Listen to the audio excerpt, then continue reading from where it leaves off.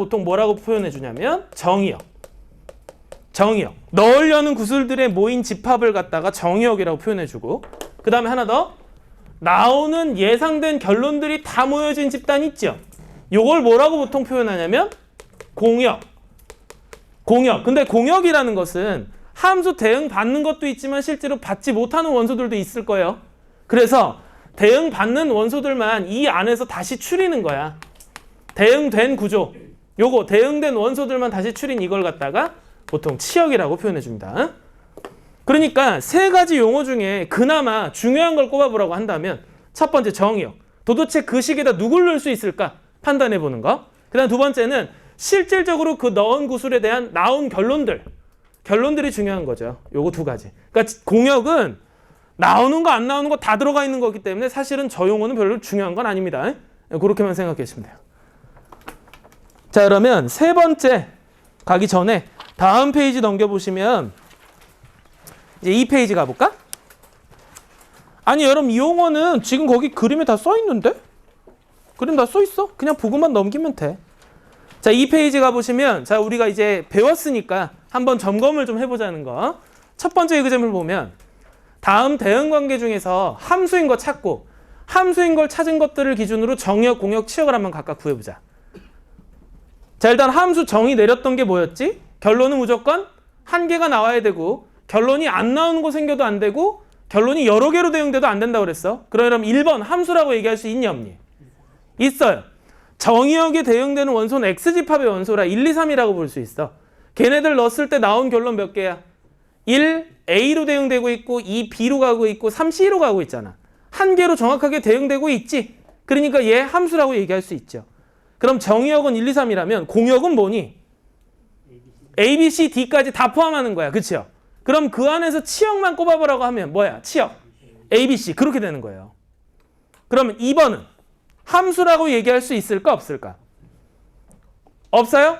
왜? 이유는? 그래요. 정의역의 원소가 무조건 다 반응을 해야 되는데 4를 넣었을 때 결론 있니 없니? 없어. 그럼 이런 거야. 아까 구술로 예를 들면 주머니에다가 6을 넣었어. 근데 나오는 결론이 없대. 이런 얘기인 거야. 함수 이런 식으로 나올 수는 없잖아요. 그렇죠? 그러다 보니까 두 번째 그림의 4는 대응된 결론이 없기 때문에 얘는 함수라고 얘기를 못하는 거야. 됐지? 그럼 3번은? 왜 아닐까요? 이유는? 그래요. 1이라는 원소가 결론을 몇 개를 내고 있어? 2개를 내고 있어. 아까 저런 구조 아니겠니? X 하나 넣었을 때 나오는 Y값 여러 개 나오는 거? 그거 함수라고 얘기 안 된다고 그랬죠. 그럼 얘도 제껴. 4번. 4번은 함수라고 얘기할 수 있어 없어? 있어요. 1, 2, 3, 4라는 정의역 원소를 갖다가 넣었을 때 나오는 결론들 다 한 개씩 대응되고 있잖아. 맞지? 5번. 함수라고 얘기할 수 있니 없니? 있어요. 정의역 원소 넣었을 때 나오는 결론 있잖아. 한 개로 나오는 거 있으니까 저 함수라고 볼 수 있죠. 6번. 함수라고 얘기할 수 있어 없어? 없어요. 왜 없어요? 그렇죠. 3이라는 원소가 결론을 2개를 내고 있어요. 그게 안 된다는 거죠. 그러면 이걸 그래프 관점으로 한번 얘기해 볼까? 두 번째 예그잼플 가봅시다. 함수의 그래프 모양. 보통은 이런 거예요. X값 하나 넣었을 때 나오는 Y값 한 개여야 되니까 결론은 그래프를 그렸을 때 우리가 이런 식으로 자를 거야. X축, 보통 이제 X축, Y축 이런 식으로 그리죠. 그럼 X축 기준은 이런 식으로 잘랐을 때 대응되는 Y값은 무조건 한 점에만 표현돼야 된다는 거. 이렇게 자를 때마다 무조건 Y는 한 점에만 표현될 수 있는 그림이라면 함수라고 언급할 수 있다는 거죠. 그걸 한번 판단해 볼까? 1번. 함수라고 얘기할 수 있니 없니? 있어요. 이렇게 그림 그려져 있을 때 Y, X 이렇게 잘랐을 때 대응되는 Y값 다 한 개씩 나오고 있잖아. 함수라고 얘기할 수 있죠. 2번은 여러분 이렇게 생긴 보통 도형 원이라고 그러죠. 원은 지금 X값 하나 잘랐을 때 나오는 Y값 몇 개야? 2개야. 그러니까 이거 안 되지 함수라고. 보통 그래서 고등학교 때는 이거 도형의 방정식이라고 불렀을 거예요. 근데 우리 대학 관점에서 뭐라고 부른다냐면 음함수라고 불러줄 거야. 됐지? 그렇게. 다음 3번은 함수라고 얘기할 수 있어 없어? 3번. 돼요? 4번은 안 돼요. 4번 이렇게 생긴 거라 X값이 잘라서 나오는 Y값 2개잖아. 안 되는 거지. 5번. 돼요. 그러니까 함수만 골라보면 1번, 3번, 5번 이렇게 되나 봐. 그러면 거기 문제 보면 이런 말이 써 있어요. 좀 이따 다시 한번 정리할 건데요. 1대1 대응이라는 게 문제에 써 있죠. 1대1 대응. x값 대응하는 y값 하나 대응되는 건 당연히 함수라고 칭해주는 거고 1대1 대응이 되려면 거꾸로 y값 대응되는 x값도 하나로 대응되는 그런 구조가 돼야 돼. 양쪽 다 성립돼야 된다는 거야. x에 대응되는 y도 한 개, y에 대응되는 x도 한 개로 가는 그런 구조를 1대1 대응이라고 한다는 거. 그러면 그림에서 1대1 대응만 꼽아보라 그런다면 뭘까? x값 대응되는 y값 한 개에 y값 대응되는 x값도 한 개인 구조. 1번 되니 안 되니? 여러분 1번 이렇게 생긴 직선이에요. 그러면 지금 x값 대응되는 y값 한 개지만 y값 대응되는 x값도 한 개잖아. 그쵸? 그러니까 얘도 1대1 대응 볼 수 있어. 2번은 이미 함수 아니니까 안 되는 거고 3번 1대1 대응 될 수 있니 없니? 돼요. 아니 3번도 이렇게 돼 있잖아요. x값 대응되는 y값 한 개, y값 대응되는 x값도 한 개. 1대1 대응 얘기할 수 있지. 그럼 5번 봐봐. 5번 1대1 대응 되니 안 되니? 안 되죠. 왜 안 되죠? 지금 그렇지요. y값 하나에 대응되는 x값이 한 개가 나오는 구조가 아니기 때문에 5번은 1대1 대응이라고 얘기할 수 없는 거야. 됐죠? 그러면 요 용어를 다음 페이지 한번 가볼까? 다음 페이지에 1대1 대응에 대한 본격적인 얘기를 그 다음에 밑에 쪽에 언급을 할 건데 그 위에 일단 함수에 대한 나머지 내용 좀 정리 먼저 한 다음에 갈게요. 종류.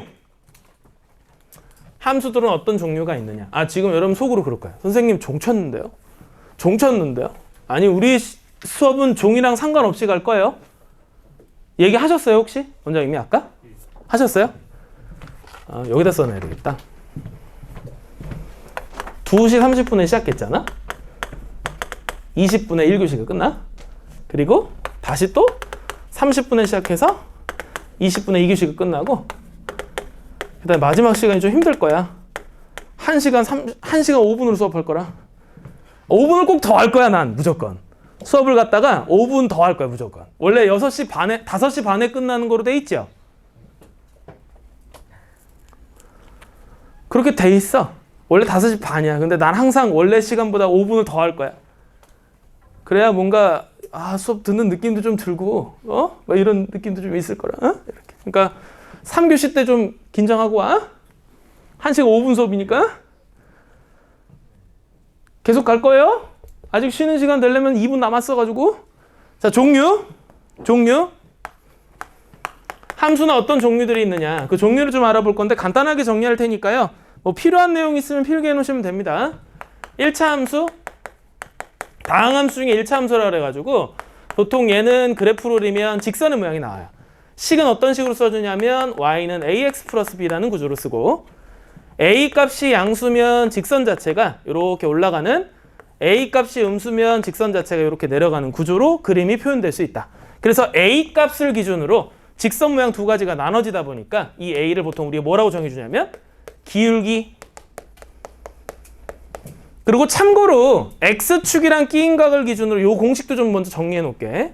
직선 자체가 x축이랑 끼인 각을 세타라고 정해놨을 때 기울기를 갖다가 삼각함수 나중에 배울 거예요. 탄젠트 세타로 기울기를 정의하기도 합니다. 이거 나중에 미분법 공부할 때 좀 필요해가지고 미리 정리해 드린 거니까 알아놓으시면 되고 그 다음에 b라는 거는 당연히 뭐 상수항 y절편이라고 보통 표현하죠. 이렇게. 그 다음에 2차 함수 포물선을 보통 나타나게 되고요. 식 주어진 게 2차식으로 표현되는 경우. 이 구조에서 당연히 A값은 0이 되면 안 됩니다. A값이 0이 되면 1차 함수랑 똑같아지기 때문에 이건 A값이 절대로 0이 되면 안 되고요. 모양 간단하게 두 가지만 그려놓으면 이거를 X축을 안 그려도 될 뻔했네. 이 두 가지 모양으로 X제곱 앞에 개수 A 있죠? 요거의 부호에 따라서 양수면 이런 식으로 그 다음 음수면 이런 식으로 표현된다는 거. 근데 매번 이런 식 저런 식 얘기하기 좀 그렇죠? 그래서 보통 이런 구조를 아래로 볼록하다 이렇게 얘기해주고 그 다음 이 구조는 위로 볼록하다 이렇게 표현해 줄 거야. 그리고 뭐 거기 뒤에 보면 3차 함수 뭐 이런 것도 있죠. 3차 함수는 나중에 곡선의 개형에서 본격적으로 알아볼 거고요. 분수함수 보통은 뭐 분수함수 여러 개의 모양은 있긴 한데 제가 좀 집중적으로 알아봐야 될 분수함수 나중에 극한 시간에 한 번 더 얘기할 거예요. 이렇게 생긴 거. 분수함수 대표적인 예 요거 하나만 좀 먼저 알아보려고. 그럼 이거 우리 분수 보통 표현할 때 가장 중요한 조건이 하나 있지. 분수 나누고자 하는 이 숫자의 조건이 무조건 들어가야 될 게 뭐니? 0이 안 돼야 되죠. 그쵸? 그러다 보니까 이 주어진 식은 절대로 x에다가는 0이 아닌 모든 실수를 표현할 수 있다. 그래서 0에서는 그래프가 아예 함수값이 나올 수가 없는 구조의 식이라는 거지. 그럼 그림은 어떤 식으로 나오냐면 이런 식으로 쌍곡선이 나온다는 것도 참고로 좀 알아놓으세요. 그 다음에 무리함수도 있고요. 그 다음에 무리함수도 좀 그려놓을까? 기형 얘기한 김에.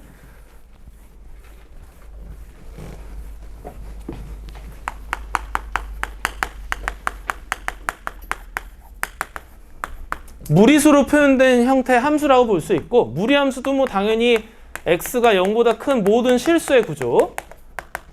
이 안에 제곱수가 결론으로 나올 때만 숫자가 채워질 수 있다 보니까 제곱수는 항상 계산할 때보다 0보다 크거나 같죠. 그런 것들. 그럼 얘를 그래프로 그리면 원점 기준 이렇게 포물선이 반 쪼개져 있는 구조의 그림이 나온다는 거. 그래서 이거를 여러분 이런 거야. 아까 우리 지금 살펴봤을 때 요 식 있죠, 요거 있죠? 요거 아까 함수가 안 된다 그랬잖아. 그러면 요 구조를 갖다 양변 제곱해서 식을 바꾼다면 함수는 이렇게 바뀌어. 그러니까 아예 식 자체가 제곱했을 때 모양은 함수가 아니지만 요 구조 중에 함수가 될 수 있게끔 한쪽만 선택해서 만든 구조예요. 그래서 이 곡선은 어떤 모양이냐면 아래쪽도 이렇게 가는, 아까 이미 우리 함수 그래프 찾는 그림에서 봤던 이런 구조예요. 그래서 밑에 쪽은 사실은 루트에 마이너스가 붙여진 요거로 함수로 식을 갖다 별도로 분리해서 쓰기도 하고요. 지금 제가 써놨던 요거는 위쪽에 하얀색 요쪽만 얘기한다는 거. 됐죠? 요렇게. 그 다음에 뒤쪽 보시면 지수함수도 있고 뭐 로그함수도 있고 삼각함수 있지? 거기다 삼각함수 하나 동그라미 쳐놔. 제일 우리 편입에서 중요한 거야, 삼각함수. 동그라미 하나 쳐놓으세요. 그래서 이 삼각함수의 본격적인 내용은 강의 노트 2장에 별도로 있을 거예요. 그만큼 삼각함수 우리 편입수가 끝날 때까지 굉장히 중요해. 됐죠? 이렇게. 그러면 네 번째 보시면 정의역 판단이라는 게 있을 건데요. 그거는 우리 한태무 잠깐 쉬는 시간 갖고 그 다음에 2교시 때 내용 이어서 얘기하도록 하겠습니다. 쉬었다 갈게요.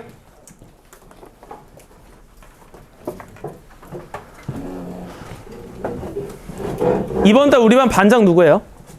저랑 다른 아, 2명이서요? 아, 2명이서? 동영상 누가 하기로 했어? 이번 주는 동영상은? 아. 국제로 돌아가면서 쉬는 시간 되면 동영상은 꺼주셔야 돼요. 아, 오케이. 아, 2명이서 하기로 했어? 네. 그거 못 나오는 사람들. 아, 그렇게?